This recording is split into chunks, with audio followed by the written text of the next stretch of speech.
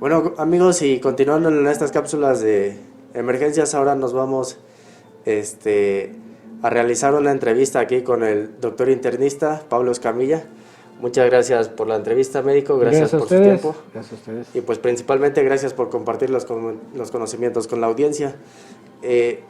Médico, actualmente, yo creo que hace un año cuando empezaba la pandemia, Así es. todos estábamos de que si existía, si no existía, si era real, si era un invento del gobierno, como muchos lo decían. Hoy yo creo que ya no es el amigo de un amigo, sino que ya todos tenemos un conocido que ya sufrió lamentablemente la pérdida, o en su caso pues pudo salir de esta situación. Principalmente pues las recomendaciones, uso de cubrebocas, el evitar contacto y asistir a lugares aglomerados. Claro. Ya supongamos que la prevención no fue la correcta, por cualquier situación nos contagiamos. En ese momento, ¿qué es lo que hace usted como doctor? ¿O cuál es el procedimiento a seguir ya para un paciente que ya está contagiado? Bien, existen sus protocolos a nivel mundial y bueno, específicamente para México. En especial en este consultorio seguimos un protocolo. El paciente, llámese que esté sintomático, esto es que ya tenga datos de la enfermedad, o aquel que se considera un contacto, es el que no tiene datos de la enfermedad pero que estuvo en contacto con alguien que ya fue diagnosticado, entonces le establecemos un seguimiento. El paciente sintomático, esto es el que llega con fiebres, con tos, con dolor de garganta, con diarreas, con pérdida del olfato, pérdida del gusto, ¿sí? Y ya no digamos aquel que viene con dificultad respiratoria. Bueno, pues la primera evaluación que hacemos es la evaluación pulmonar. ¿Por qué? Pues porque este virus puede comportarse de una manera tan suave como una gripa de la que estamos acostumbrados, o puede comportarse con daño pulmonar, que es a lo que le tenemos miedo. Lo más peligroso, ¿no? Y la otra complicación, que también hago su evaluación, es las trombosis venosas y arteriales, que es lo más temido, es lo que mata a la gente en cuestión de horas, y que luego dicen, ¿pues de qué se murió si iba bien? Bueno, pues eso es una trombosis que se les olvida, a veces pues, a los compañeros, considerar esa posibilidad. Entonces aquí siempre establecemos ese protocolo. Paciente sintomático, el cual se sospeche que tenga datos de COVID, su placa de tórax. Y tenemos, bueno, en la placa de tórax hay unas puntuaciones que manejamos. La evaluación de cómo llega el paciente lo hacemos de dos maneras. Primero, su placa de tórax. La placa de tórax tiene catalogado a máximo de 8 puntos de gravedad. Entonces ahí establecemos si tiene 1, si tiene 2, si tiene 3, si tiene 4. De 5 para arriba se consideran moderadas, de 6 a 8 ya son graves. ¿Sí? Entonces tenemos ahí un criterio de gravedad desde el punto de vista radiológico. Segundo, el clínico, o sea, el paciente cómo llega. Tenemos 4 criterios de gravedad. El primero, la edad. Por arriba de 65 años es un criterio. No viene muy mal, pero ya tiene un criterio. 65 años en adelante. Un factor de riesgo, ¿no? Exactamente, de agravarse. 2, el oxígeno. Pues la única manera que tenemos aquí es con la oximetría y casi en todas partes. Ya yo creo que todo mundo ya lo conoce, el famoso oxímetro, que sí, se pone en el dedo. Así y ya ese es lo que nos da a nosotros un... De alguna manera indirecta, de una manera indirecta, hacemos mediciones de la saturación de oxígeno en la sangre. ¿Sí? No es un método totalmente exacto, pero muy aproximado, ¿sí? Una ayuda. Ya, en un paciente hospitalizado ya usamos gasometrías, ya usamos otras cosas, ¿no? Pero bueno, a nivel de consultorio, lo que tenemos es un oxímetro capilar digital, que es fácil de adquirir, de tener en casa, de interpretar. Entonces, bueno, si tiene por arriba de 93, se considera que está en cifras normales. Si tiene de 92 hacia abajo, ya está disminuido, ¿sí? Ese es un criterio de gravedad. Si tiene edad de 65 años o más, si tiene oxígeno de 92 hacia abajo, otro criterio de gravedad. 3, las respiraciones. Hay que medir cuántas respiraciones tiene por minuto. La frecuencia respiratoria. Si un paciente tiene de 30 respiraciones por minuto en adelante, es otro criterio de gravedad. Ya lleva 3, son 4 los puntos máximos que le podemos dar. El cuarto es la presión arterial. Si la presión arterial, si el paciente ya conoce su presión previa y se ve que está por abajo de esas presiones que ha manejado, entonces quiere decir que tiene la presión baja. Es el cuarto criterio de gravedad. En base a eso, uno decide si un paciente se maneja en casa o se tiene que hospitalizar. Exactamente. Ok, esos son los factores que usted va a determinar para determinar si es moderado o grave, ¿no? Exactamente. Y de ahí pues ya determinar el tratamiento que se le va a dar, si lo puede seguir en casa, claro, o si es necesaria la hospitalización. Sí. Hoy en día pues es muy frecuente que la gente no quiere ir al hospital por temor.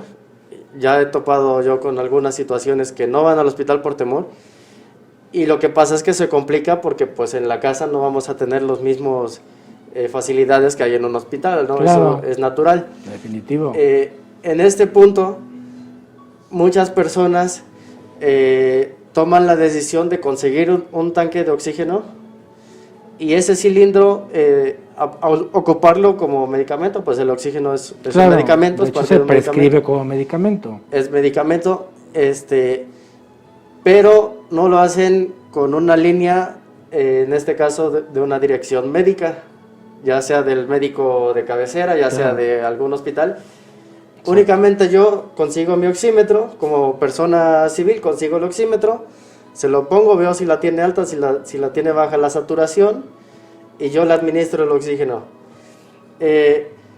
¿Cuál es el riesgo de administrar oxígeno? Por ejemplo, lo que usted comentaba, un factor de riesgo del oxígeno, que son las personas adultas o las personas con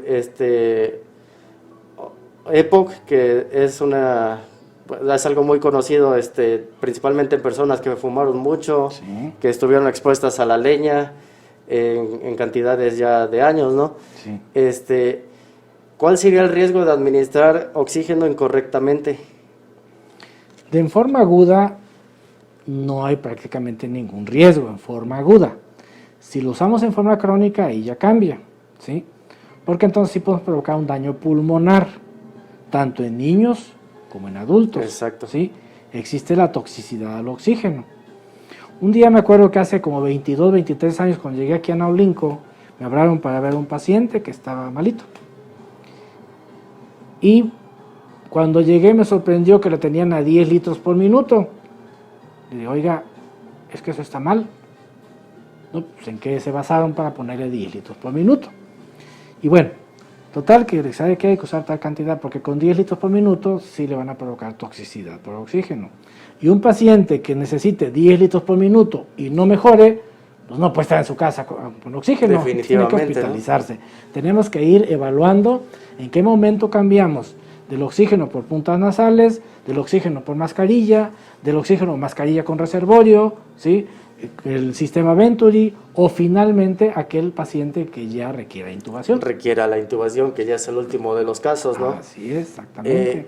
Aquí lo que habría que explicarle a la gente a rasgos muy sencillos, claro, es que las puntas nasales va a ser el primer método, por así decirlo, por la cantidad de litros por minuto que nos va a ingresar, ¿no?, de oxígeno.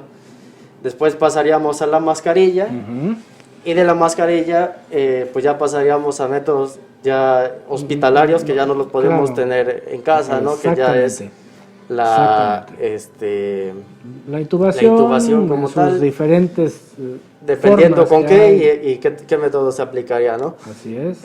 Ese es con el tema del oxígeno. A usted, para la aplicación de oxígeno, ¿cómo le funciona la radiografía? ¿O para qué la ocuparía la radiografía en este tipo de pacientes? Bueno, y un paciente que le voy a prescribir oxígeno, primero, dos cosas. ¿Cómo viene el paciente? Aquí he tenido pacientes que llegan respirando, las respiraciones normales son 20 por minuto, de ahí para abajo, 18 hasta 15. Llegan respirando, he tenido pacientes que llegan con 50 y tantas respiraciones por minuto, las que tienen menos traen 35, 40. Obviamente que se vienen ahogando, ¿sí? Primer punto. Segundo punto, el oxímetro. No, pues está en saturación de oxígeno de 60 y tantos, 70, ya el que tiene 89, digo, pues ya ese está de lujo, ¿sí? Está bajo, pero está de lujo, ¿sí? En la situación en la que se presenta Así es, entonces que siempre llegan con 75, 80, ok. Ya tenemos otro dato, está polimneico, está desaturando, obvio necesita oxígeno. Y si vemos una radiografía con cambios mínimos, entonces esa persona no está desaturando por un daño pulmonar severo. Ahí hay que sospechar otras cosas. Entonces ahí ya tomamos un electro, porque seguro que viene taquicárdico, etc.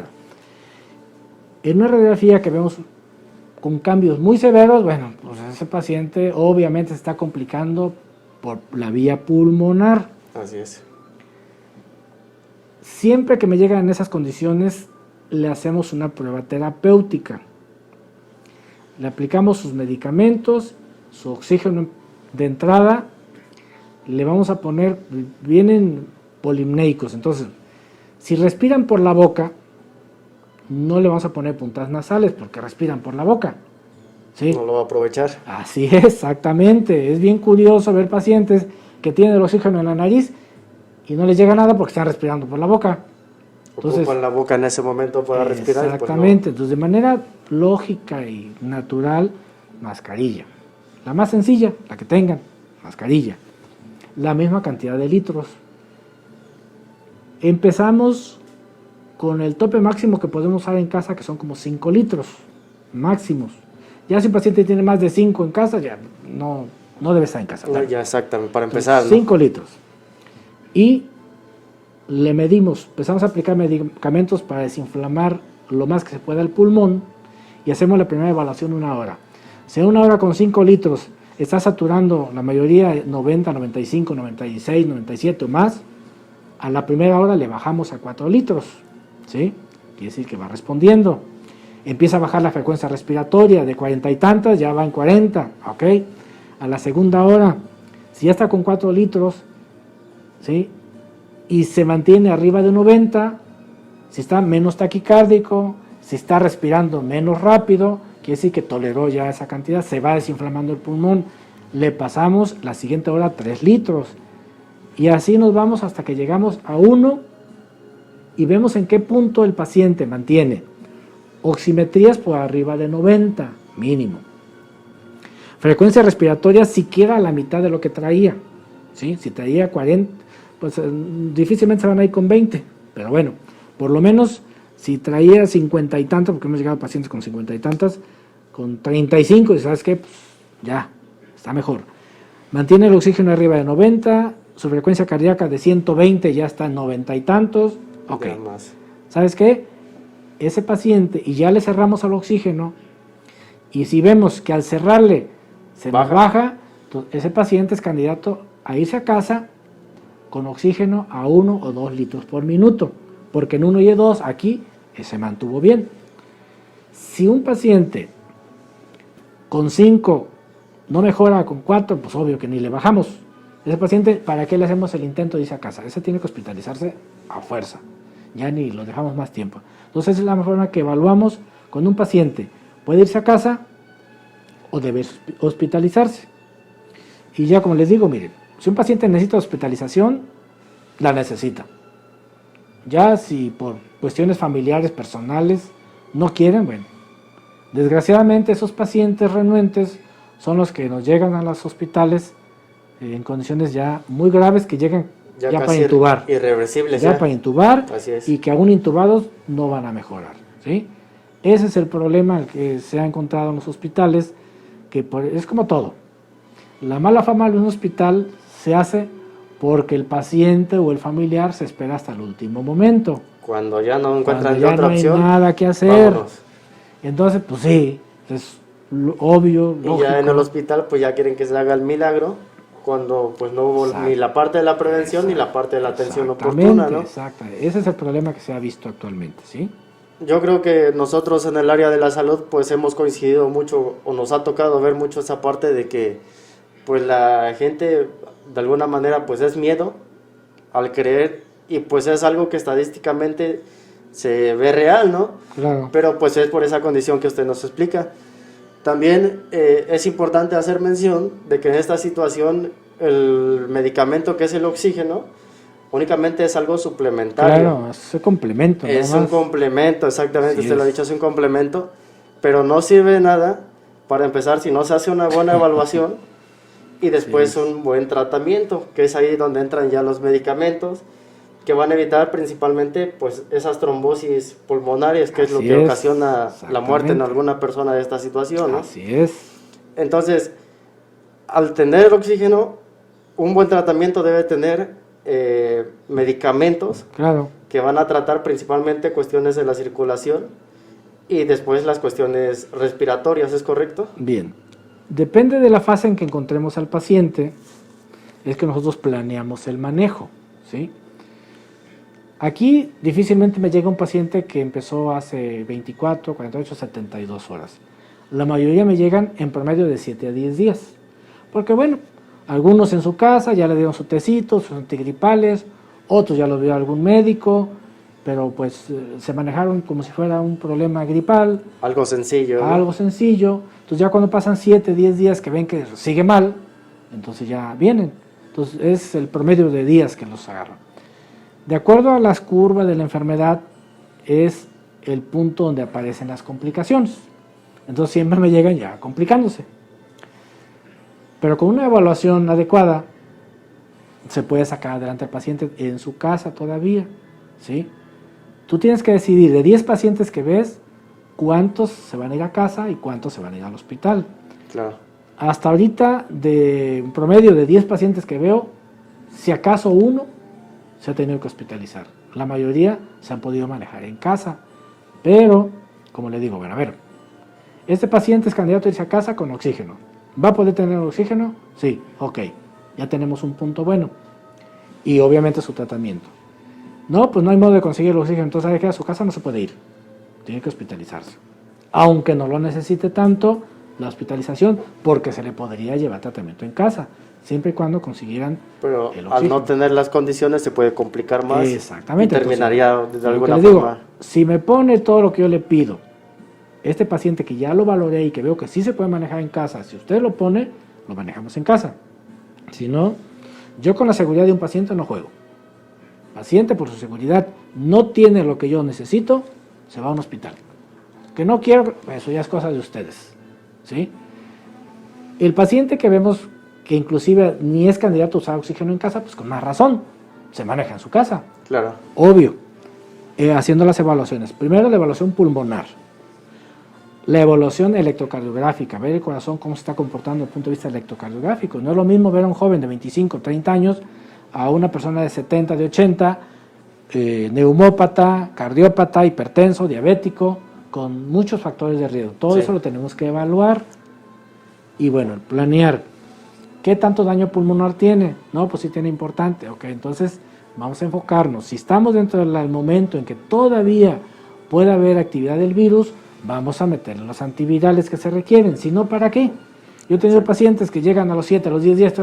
Hoy precisamente vi una señora que está tomando antivirales después de 15 días, pues no tiene ningún sentido, ¿sí? Ya lo que está en la fase, está bien estudiado, es que ya está bien estudiado, Ya, ¿sí? ya exactamente, Las ya fases está de bien la el enfermedad protocolo, ahí ¿no? están, ¿sí? La primera fase es la que estás contaminando, la segunda fase es el de daño pulmonar y de ahí la fase de las trombosis, ¿sí?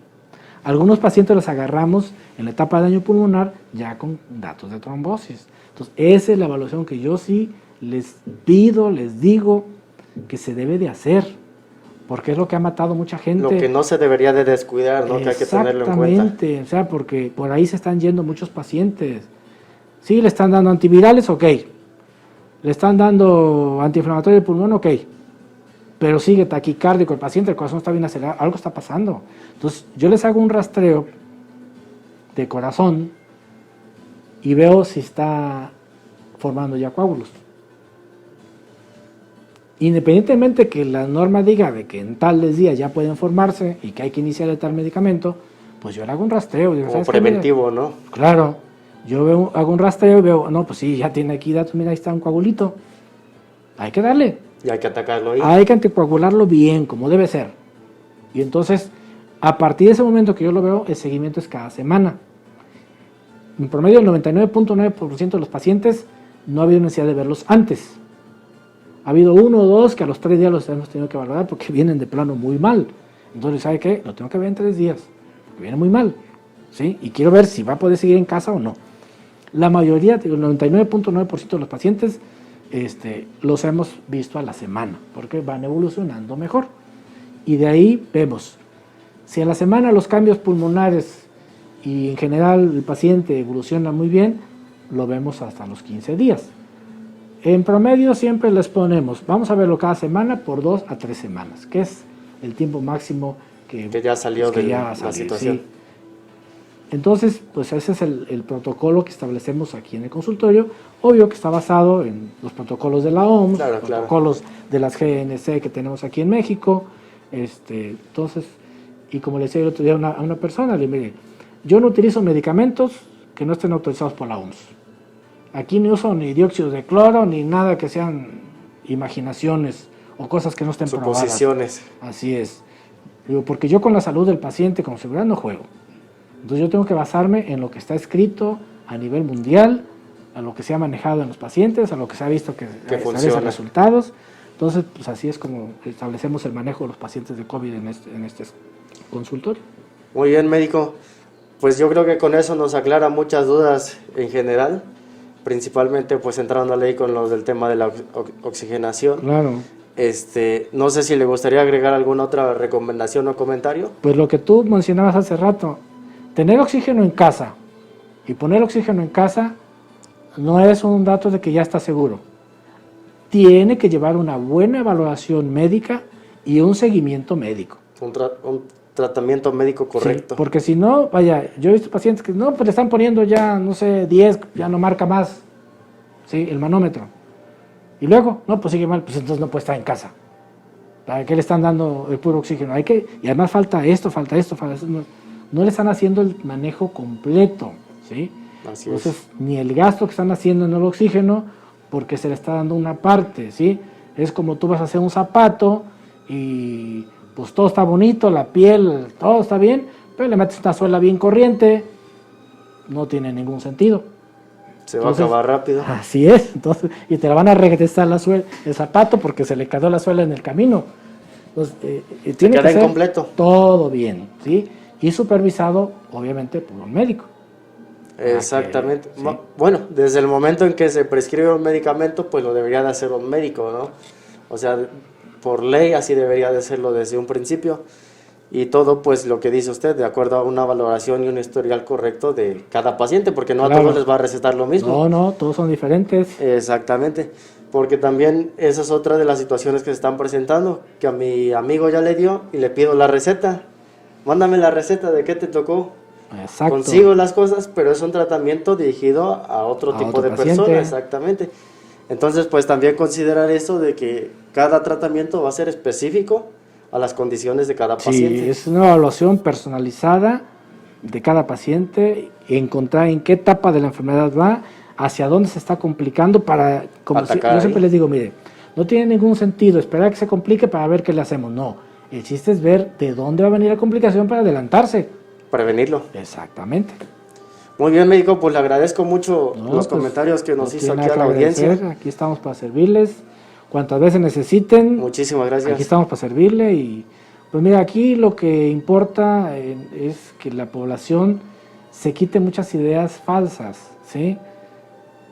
Porque finalmente va a repercutir esa idea falsa en la salud de toda la población. Así es. Y como todos estamos viviendo en el mismo lugar, ¿sí? Por gente que no quiere entender, se van a enfermar otros. Y es lo que está dando en la torre en todas partes, que la pandemia no puede parar porque hay gente que no lo entiende, que no lo cree, y bueno, pues sale un grupo de pacientes de un problema, pero ya se formó otro grupo de pacientes porque se infectaron. Así es. Y no podemos parar, ya llevamos vamos para el año ya. Ya para el año. Ya para el año. Y seguimos. Pues lo principal, las prevenciones que ya yo creo que todo el mundo conoce, ¿no? Claro. Uso de cubrebocas, Así es. evitar salir si no es necesario, lavado de manos. evitar lugares aglomerados, cuestiones que pues ya todos conocemos, ¿no? Así es. Yo creo que en un año ya todo el mundo las conoce. Claro. Y en dado caso de que por cualquier razón no se pudo evitar y ya estamos contagiados, pues ya el tratamiento adecuado. Hacer una evaluación correcta. ¿Qué opina usted referente a las pruebas? Pues deben ser, de hecho también ya existen todos sus protocolos, ¿no? Depende en qué momento de la enfermedad encuentres. Mira, yo he tenido pacientes de Jalapa que me llegan a los 7 días y 4 días antes, o sea, tenían 3 días con síntomas y le pidieron, por ejemplo, los anticuerpos en sangre. No sirven de nada. No sirven de nada. A ese momento no sirven. Es que salió positivo, no sirven de nada. ¿Sí? Y en ese momento, si quieren realmente hacer las cosas bien, se tienen que hacer la determinación del antígeno nasal. Esa es la que está funcionando ahorita en ese momento. Sí. Si queremos ser un poquito más científicos, bueno, pedimos la reacción de polimerasa, pero esa se va a tardar. La ventaja del antígeno, que se hace en media hora, Ya se tiene la respuesta. ¿sí? Sí. Y que actualmente ya está autorizada inclusive a nivel mundial como una prueba válida para viajar al extranjero. Entonces, por eso, si tiene 3 días, 1, 2, 3 días con síntomas y quiere saber o tiene la duda si tiene o no tiene el inicio de un COVID, que se haga la búsqueda de antígeno en la prueba nasal, ¿sí? La de hisopo, ¿no? La de hisopo. La PCR, a partir de los 3 días a los 7 días, ¿sí? Es buena, pero es tardado su proceso. Entonces, bueno, y muy cara. Sí, es más elevada. ¿Sí? Entonces, bueno, si quieres saber, porque ya llega después de 10 días, tuvo síntomas que a lo mejor tuvo, que no lo tuvo, que nunca se tomó una placa de tórax, porque esa es la otra, pues ahí la radiografía rápido vemos. Entonces la tomó, ok. Pues hágase siquiera los antígenos, los anticuerpos anti el SARS-CoV-2. Ese también es una prueba rápida en sangre, en el mismo día te entregan el resultado y ya están sus parámetros establecidos para interpretar la prueba en forma correcta, ¿sí? Y entonces sabemos si esa persona la tuvo y ya está en la etapa de que ya se está defendiendo su organismo, De salida. la acaba de adquirir, está todavía en la etapa activa o no la tiene. Ni ha estado en contacto. Sale negativo, ¿no? Así es. Entonces, para mí las pruebas bien indicadas son muy útiles, bien indicadas. Digo, a veces me ha tocado ver pacientes con pruebas que van a salir positivas después de los 7 o 10 días, se las piden a los 2 o 3 días. Es un dinero mal gastado, tirado a la basura. Hay que saber en qué momento aplicarla, ¿no? Exactamente. Eso es Lo que nos comentaba ahorita de cada prueba. Así es. Sabiendo en qué momento aplicarla para no malgastar el dinero que tal Exacto. vez pueda funcionar para otro medicamento. Exactamente, así es. Muy bien, doctor. Pues yo le agradezco el tiempo aquí con nosotros, compartir los conocimientos aquí con el auditorio. Claro, estamos para servirles. Y pues ya si por ahí después se presenta otra oportunidad, pues por aquí nos seguimos viendo. Adelante, tantas veces la necesiten, me avisan y nos ponemos de acuerdo y aquí estamos para servirles. Muchas gracias, doctor. Gracias a ustedes. Y pues esperamos que esto les haya servido a todos ustedes y que por ahí les haya podido aclarar. Si por ahí queda alguna duda, pues ya saben, se ponen un comentario Claro. o con un mensaje por ahí y ya se los aclaramos de manera puede oportuna. ser a través de ustedes o tenemos es un WhatsApp de... Bueno, ahorita se los aportan para que... Lo vamos a poner aquí abajo para que les salga también el WhatsApp del consultorio. Y con eso nos pueden hacer llegar sus preguntas, sus dudas, con todo gusto se los contestamos. O incluso hasta sacar la cita para consulta si alguien lo requiere. Pues ahí está para todo, ¿sí? Muy bien. Ustedes quieran. Pues muchísimas gracias, doctor, le agradezco. Gracias a ustedes. Y con esto nos despedimos.